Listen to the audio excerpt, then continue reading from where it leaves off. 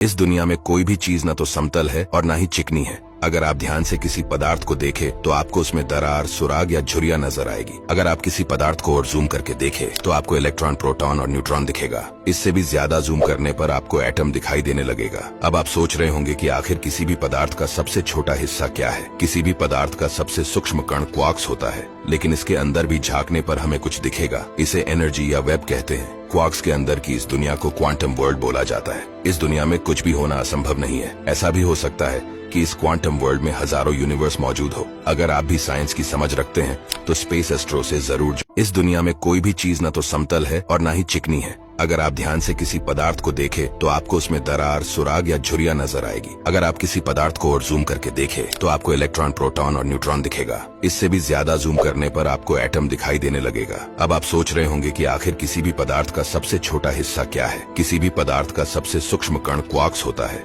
लेकिन इसके अंदर भी झांकने पर हमें कुछ दिखेगा। इसे एनर्जी या वेब कहते हैं। क्वार्क्स के अंदर की इस दुनिया को क्वांटम वर्ल्ड बोला जाता है। इस दुनिया में कुछ भी होना असंभव नहीं है। ऐसा भी हो सकता है कि इस क्वांटम वर्ल्ड में हजारों यूनिवर्स मौजूद हो। अगर आप भी साइंस की समझ रखते हैं तो स्पेस एस्ट्रो से जरूर